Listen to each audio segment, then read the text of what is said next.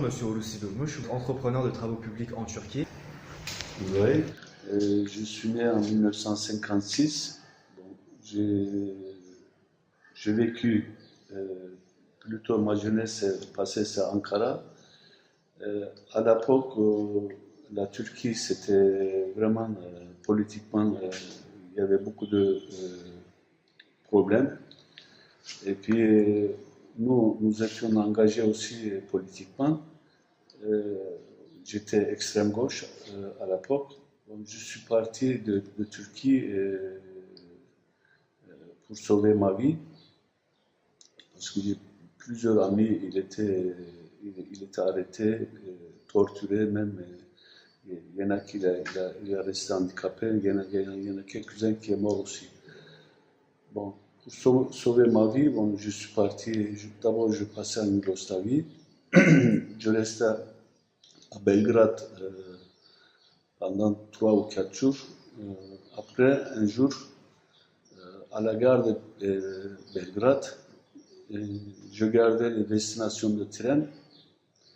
J'ai vu que, comment dire, il y a des trains qui passent vers l'Italie. Bon, je dis, je vais partir d'Italie. À l'époque, Yougoslavie, c'était socialiste aussi. C'est dirigé par Tito. Et puis, après, bon, j'ai pris le train. Je passais pendant plusieurs heures. Et j'ai dormi tout ça. Le moment, il y a des gens, ils m'ont réveillé. J'ai vu que c'était terminus. Tout le monde il descendait. Bon, j'ai descendu aussi. Bon, je l'ai vu, Gare de Lyon, à Paris. Je suis arrivé à Paris et Gare de Lyon. Et Sans puis, connaître un mot de français, évidemment. non, je connaissais même pas un mot de français. Bon, j'ai appris à l'école juste un petit peu anglais.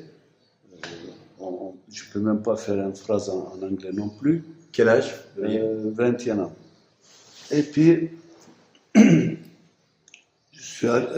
je gardais dans la gare. Bon, finalement, j'avais très faim aussi. Comment dire, j'avais envie de manger tout ça. Je mangeais des sandwichs qui étaient pas bons, et puis ça m'a dérangé l'estomac, tout ça. Je pensais manger, mais en même temps, je ne savais pas qu'est-ce que je vais faire à Paris, tout ça. Et puis finalement, en promenant dans les gares, j'ai vu quelqu'un qui a une casquette paysan turc. Et il y avait un drapeau turc aussi sur sa veste. Je lui ai dit en turc, je lui ai dit, vous êtes turc? Il m'a répondu en français, oui. Ben, je lui ai dit, vous êtes turc Français. ou quoi? Et lui, il m'a dit, oui, Dedikia. Tu vois, je t'avais dit oui. Je dis oui, mais je ne sais pas, oui, qu'est-ce que c'est. C'est la première rencontre de langue française avec les oui. Tu vois, j'ai appris ces jours-là, c'est ça, tout de suite. Le premier mot appris, quoi. Le Oui. premier mot que j'ai appris à la gare. Après, je lui ai demandé de m'aider, et puis je dis, j'ai très faim, tout ça. Bon, il m'a amené un café qui est dirigé par un Turc. Des gens d'Izmir en plus. Et puis bon, je mangeais tout ça. Comme on était des gens, il a commencé à venir au café et puis ils m'ont demandé comment je fais, comment je suis venu, etc. Bon, ils ont vu que je ne suis pas quelqu'un de pas peureux. Ça les fait une grande sympathie par eux. Oui, ils vous ont vu courageux, en fait. Très courageux, oui. Et puis ça lui a fait beaucoup de sympathie envers de moi. Bah, finalement, je lui ai dit, je vais quand même visiter un peu Paris. Après, je vais partir en Allemagne. Je ne voulais pas rester. Mais Parce vous que- êtes resté. Voilà, je restais, je sais pas, c'est-à-dire juste au bout de 2, 3 jours après, c'est un grec, un grec d'origine grecque qui a perdu son père pendant la guerre civile en Grèce. C'était un communiste, son père. Il avait perdu son père. Et puis lui, il m'a aidé beaucoup. Comme il a vu que j'étais engagé politiquement, tout ça, il m'a il m'a donné du travail. Même à l'époque, admettons que le salaire CIMIC c'est 1000 francs. Lui, il m'a donné peut-être 1400 francs. C'est-à-dire, c'est juste pour soutenir, c'est un grec. Le premier soutien que j'ai eu à l'étranger, c'est par un grec en plus. Un grec. C'est bien pour un Turc, c'est une belle histoire. Ouais. Et puis, après, au bout de quelques temps après, je suis devenu, je connais tout le monde, tout ça. Mais politique, toujours avec des liens avec de votre engagement Voilà. politique. Après, je suis devenu président de l'association turque pendant plusieurs années, qui présentait les communautés turques en France. C'est l'association travailleurs de Turquie. Qui existe toujours? Qui existe Toujours. toujours. Ouais, qui existe toujours. Et donc, vous êtes resté J'étais combien de temps? Premier président, Vous êtes resté combien de temps en France, du coup? 19 ans. Et c'est là où vous avez 19 ans, appris voilà, après, j'ai connu ma femme, et puis, qui Qui est était prof français, qui est française. qui est française, et puis, avec elle, j'ai fait développer mon français. ouais, pratique. Mais j'ai été jamais à l'école pour apprendre français en France. J'ai appris dans la rue. Et c'est pour ça que je connais bien le langage de rue. Ouais, ok. Voilà. Il y en a qui ne connaissent pas. Et Au comment, bout de 19 ans, au niveau de votre métier, ouais. vous l'avez appris parce qu'on ne devient pas chef d'entreprise dans les travaux publics comme ça. C'est Non. pas. Non, j'étais.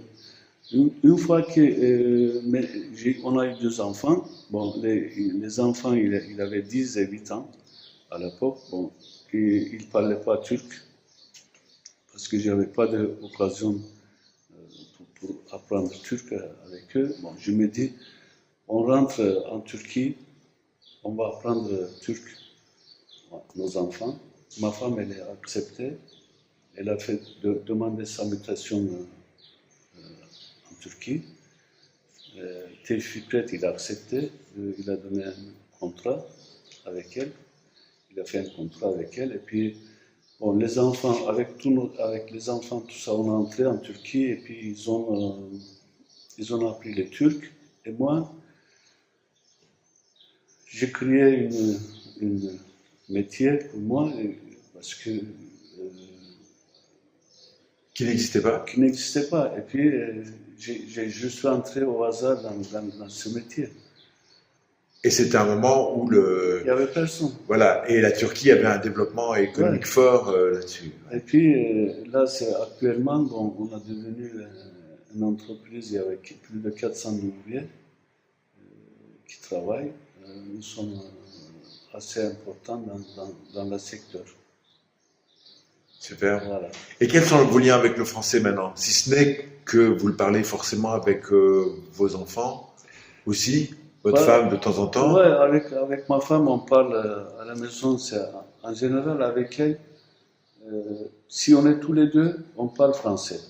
Si avec les enfants, entre nous, on parle turc. D'accord. Mais elle essaie de répondre en français, mais en général, c'est comment dire. Ça part en turc. Ouais, mais bon, Ouais. majorité, on parle turc. Ok. Qu'est-ce que ça vous a amené, le fait d'avoir, parce que vous avez quand même une double culture, le fait d'avoir vécu 19 ans en France, c'est pas anodin. Vous avez eu beaucoup de la culture française en vous. Qu'est-ce que vous voyez? Qu'est-ce que ça vous donne comme force d'avoir cette double culture? Bah, déjà, ça donne. C'est la première chose qui est importante pour moi, c'est la citoyenneté. C'est être citoyen. Citoyenneté. Voilà. En France, tu apprends ça. C'est la première chose que tu apprends, c'est ça. C'est-à-dire, tu sais tes droits, tu es humain, et puis les valeurs républicaines, on dit en France la valeur république, tu apprends tout ça. En Turquie, ça nous sert beaucoup, ça. Des fois, c'est, bon, s'il y a une injustice, tu interviens tout de suite parce que tu n'acceptais pas. Mais malheureusement, bon, c'est une valeur, ça, pour moi. On est conscient et puis On défend les droits défend des les citoyens. droits des citoyens, etc. Bon. Deuxièmement, bon, c'est en France, c'est au niveau de métier, je parle. Je peux dire au niveau de métier aussi, que j'ai appris plein de choses. Déjà, comment dire, il faut être honnête. Rigoureux. Voilà. Et puis, quand tu signes quelque chose, c'est signé. Ça veut dire c'est comme un honneur. Tu signes sur ton honneur. Ça, c'est très important en France, parce que tu ne peux pas mentir. Quand tu mens, c'est très dangereux pour ton avenir. Ce qui n'est pas pareil en Turquie? Non. En Turquie, la parole est plus. Moins Non, mais moins valeur. Moins de valeur. c'est-à-dire, en France, quand tu vends quelque chose, tu peux signer sur mon honneur, je suis signé sur mon honneur, etc. C'est valable comme papier. Mais en Turquie, même tu passes chez notaire, c'est pas, il y a des tricheries. Ça m'a donné beaucoup dans mon Votre profession? Ouais. professionnel. Ouais. Et c'est quand tu payes toujours ton crédit, tu payes toujours tes dettes, tu fais ta parole, tu le fais. Ouais, d'être plus Ça, rigoureux. c'est- Plus, voilà, ça, c'est en France, même en Europe, je dirais, c'est même les Allemands, c'est pareil aussi. C'est-à-dire, les pays développés, tous les pays développés, c'est les valeurs, c'est très important. Ok, mais ça gagne aussi en Turquie. J'ai de Ouais, plus en oui, plus, mais hein, bien bien sûr, sûr. plus en plus, en Turquie aussi, ça commence, cette valeur, mais bon, ça ne veut pas dire qu'il y avait beaucoup de gens honnêtes aussi en Turquie, heureusement. Mais il y a des malhonnêtes aussi. Ok. Et sinon, quelle est la place de la langue et la culture française dans votre avenir? Avez-vous un souhait, une ambition, un rêve peut-être? En français, Oui, concernant la langue française et la culture française. bah, honnêtement, bon, depuis 20 ans, même avant aussi, hein, la langue française, malheureusement, il a commencé à perdre des terrains un peu. Ça, c'est lié économique aussi, parce que la France, économiquement, bon, il a perdu beaucoup de terrain dans tous les continents.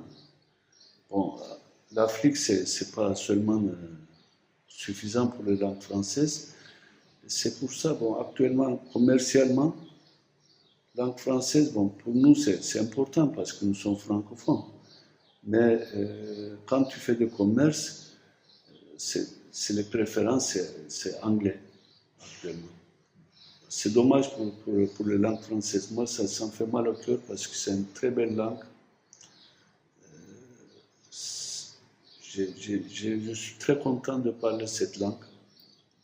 Et je ne sais pas pourquoi, je n'ai jamais essayé d'apprendre l'anglais non plus, parce que je voulais pas, je vais rester parler en français, même si ça me fait beaucoup de difficultés à l'étranger. Ok. Merci beaucoup, Lucie Dolmouche.